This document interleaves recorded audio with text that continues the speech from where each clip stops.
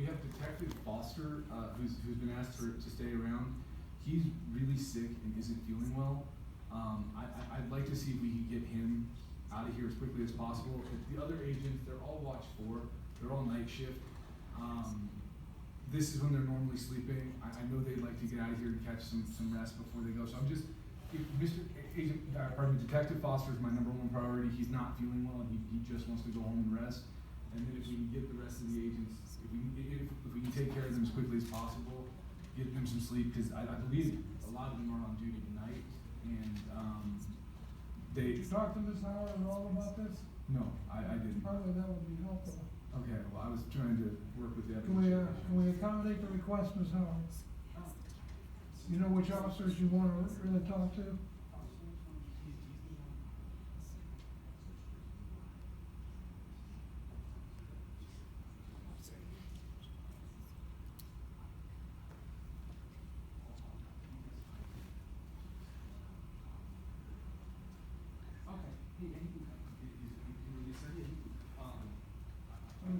Right now, we have an agreement to release Detective Foster, which Yeah. I very much appreciate. At this time? At this time, Mrs. Howard, is that accurate? You're up for that? Yes. Thank you so All right, much, we'll go ahead and Detective. release Detective Foster. Thank you. Thank you. Thank you, Ms. Howard.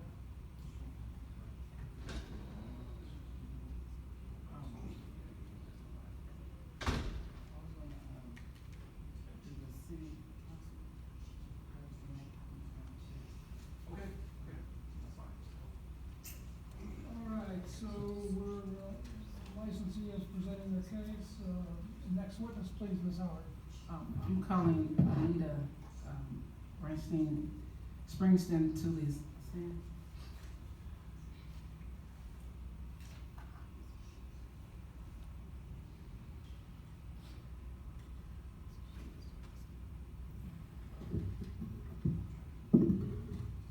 Do you swear that the testimony you are about to give before this authority is the whole truth and nothing but the truth?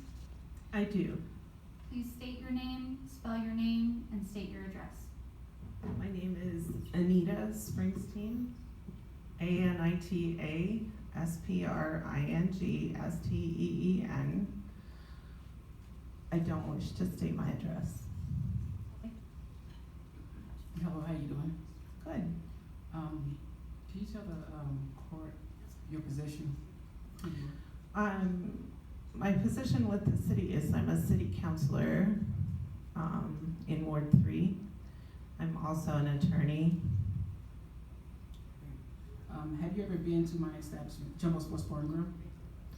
Yes, when I heard that there were some problems, I got in contact with you.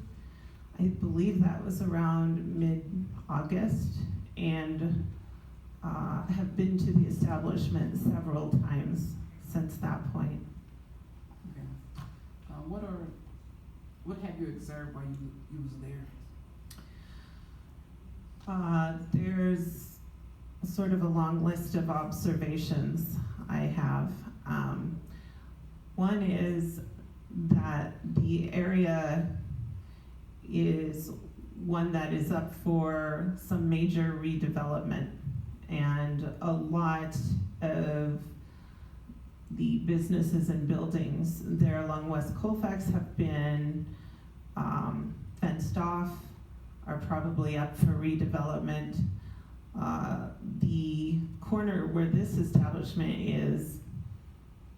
is a rather large lot, and on one side there's a Chinese food restaurant, on the other side is Jumbo's connected to a liquor store, and there's a very large parking lot all the way around it.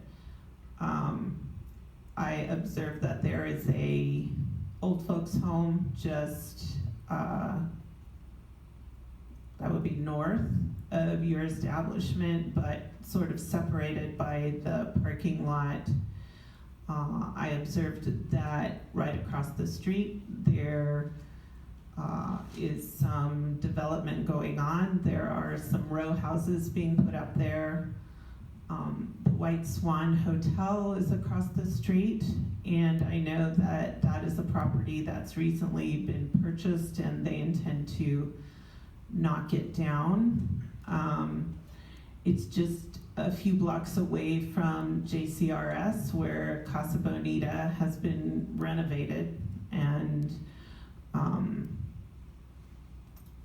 also just a few blocks down from the 40 West Arts District, where there are several, what do you call them? There's a lot of businesses in there, a lot of art, artists in there, and they are within a neighborhood as well. And one of the things that I observed is that all up and down that corridor is a great deal of activity, business, noise, homelessness, problems with drugs, problems that the police have to deal with on a daily basis. And it is not a quiet, serene, happy area. It is, unfortunately, there are a lot of transients. As I was at your business, I would see transients coming up and down the street constantly.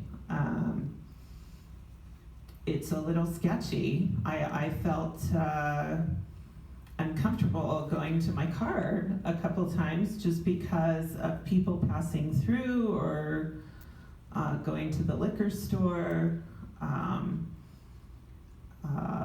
There, at one point when I was standing in your parking lot, somebody drove in off of Colfax and drove through your parking lot at a high rate of speed and then back out into the street.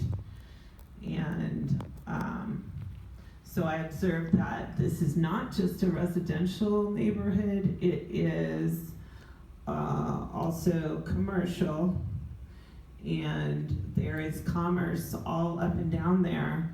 But I believe the intention is for there to be a lot of development all up and down. I also observed all the work you did to put that place together, to fix it up. A great deal of work, and my understanding was that you had a flood there in early June as well, and that was a great deal of work to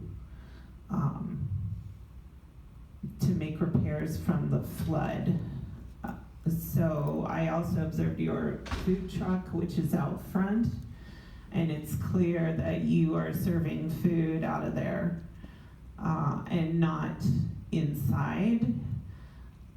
I never, on any occasion that I was there, observed any kind of alcohol out and about or any apparent intention of serving any kind of alcohol.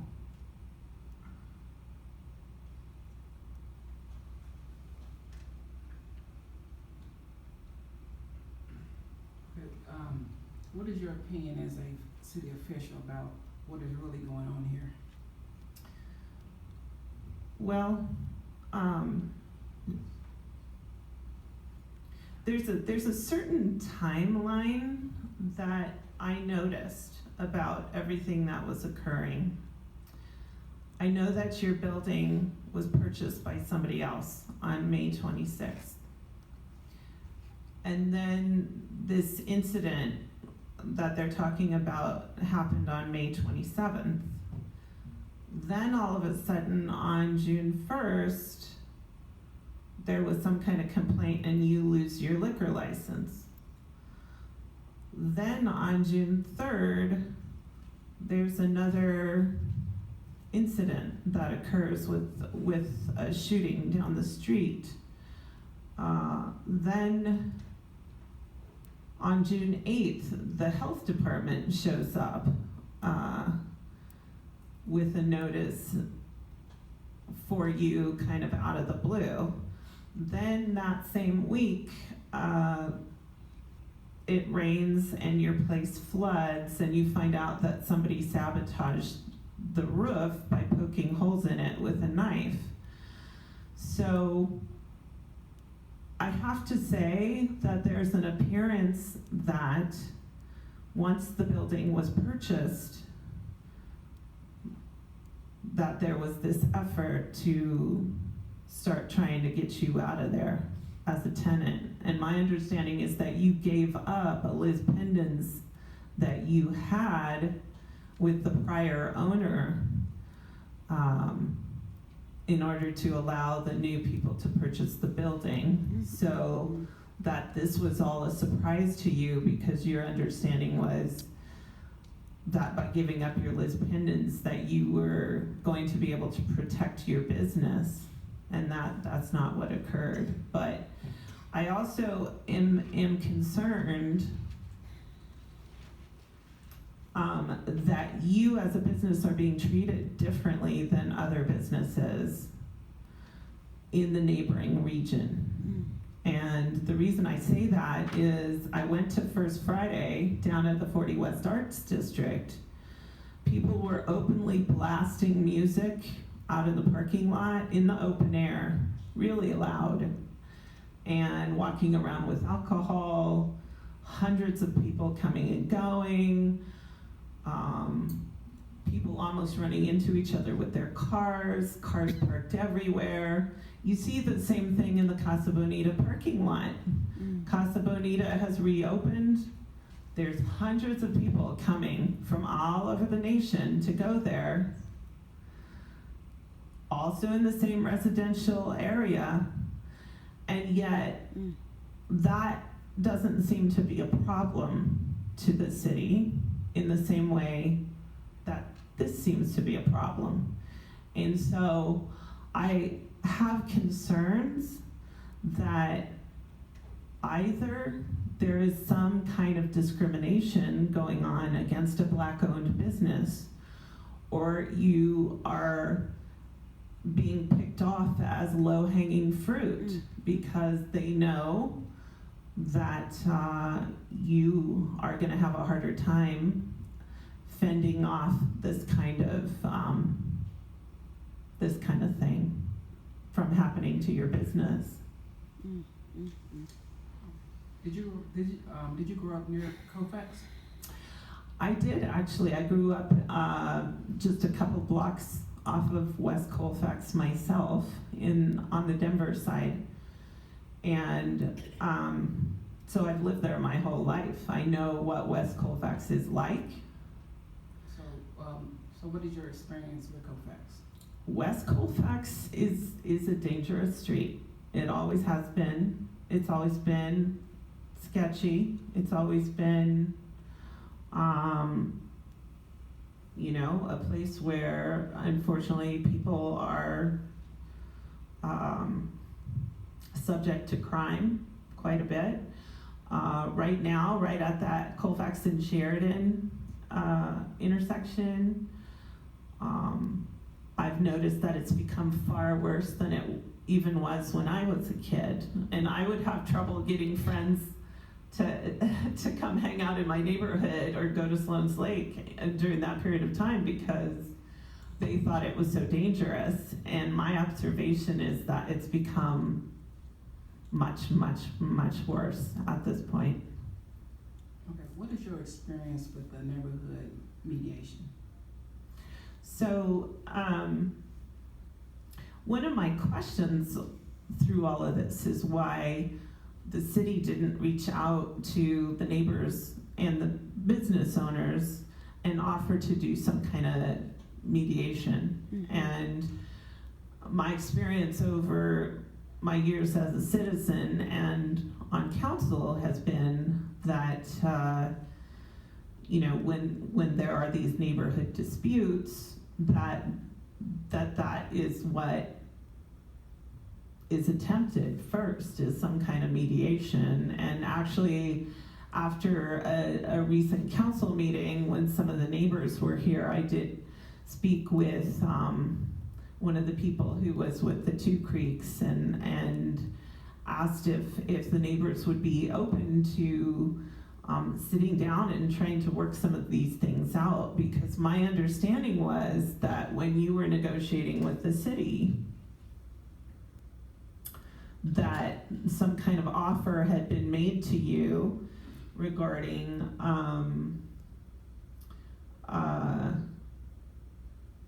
if you closed earlier in the evening. So you were kind of going back and forth with each other about whether if you closed at 10 or 12 or 2 and shut everything down, whether that would be agreeable to the neighbors. And so what that says to me is that you were willing to hear people's points of view and maybe try to do something different to make this work for everybody.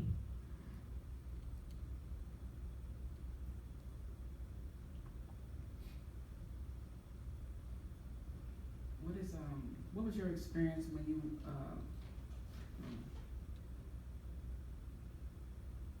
why do you feel that they didn't want to come up with in your opinion, being on the board, why do you think the city attorney made an offer, and then when I agreed on the offer, rejected the offer, and they're the one who came up with the offer? Well, I can't speculate as to why they would make an offer and then take it back, but I can discuss the effect that that had upon this process for you, because I know that it used up all the attorney funds that you had at the time. So I know you had a very expensive law firm representing you, Messner Reeves, and I know that they charge a lot per hour, and I know that that negotiation process probably used up all of your funds, leaving you incapable of getting new counsel. And I can see that the effect that that's having on you today, that has been a really detrimental effect to this process for you. And I think just patently unfair that you would be put through this process without having a chance to have counsel. Okay. Is there anything else you'd like the course to hear?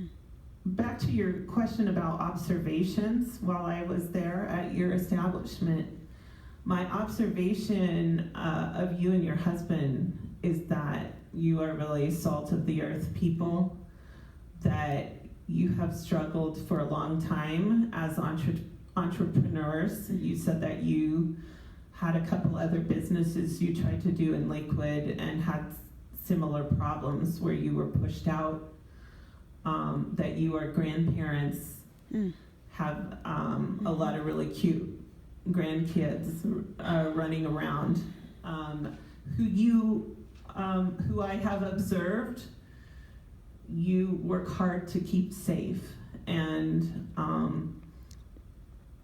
that you have some challenges within your family with your husband's stage 4 cancer. And so my observation is that perhaps some of the things that people have complained about might just have to do with the fact that you're dealing with some really difficult personal issues. And my observation of you is that you're a very responsible person.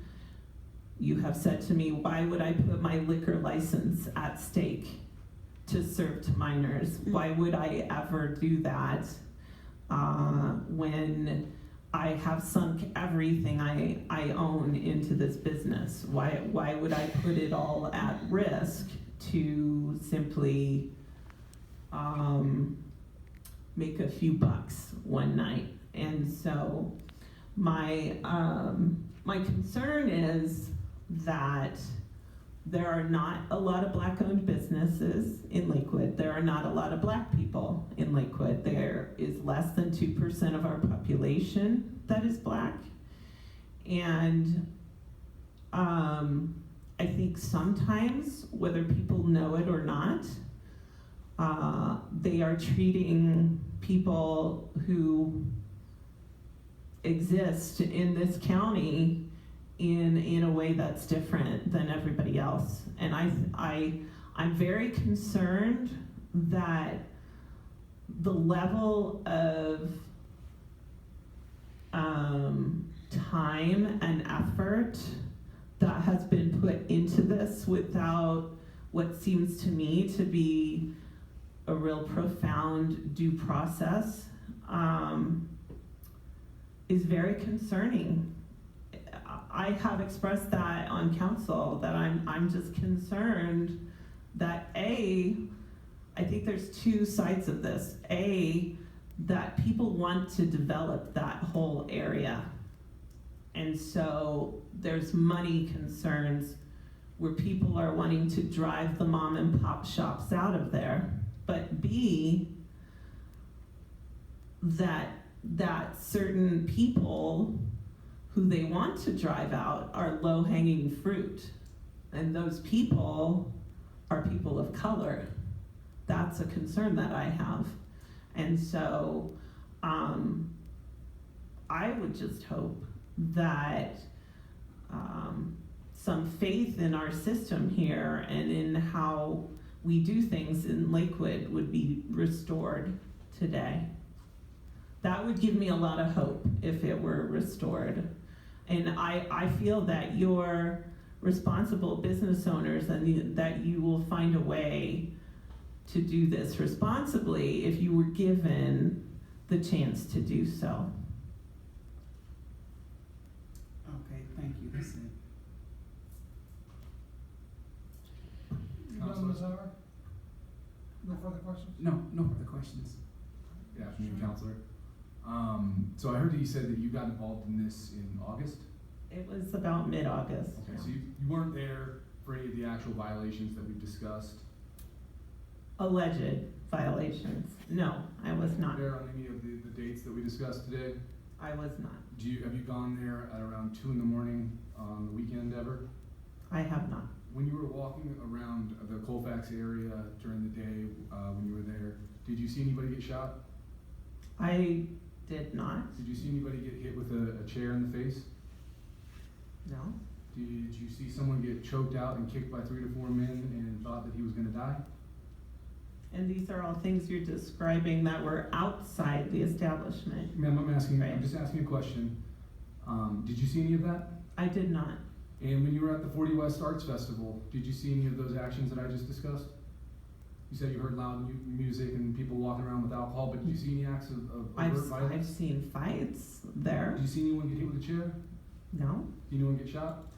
Most of your witnesses did not either see Ma'am, any of that's these not what I'm things. asking. I'm asking, did you see it when you went out there? I did not. All right, that's all I have. No further questions. Ms. Howard? No further questions. I have no questions. Thank you, Ms. Brigson. Thank you. Excuse. We have an emergency. Another pen ran out. It's a 3-pen night.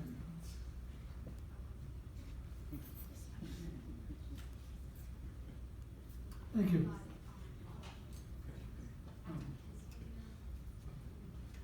I wanna call, Martinez. Haley?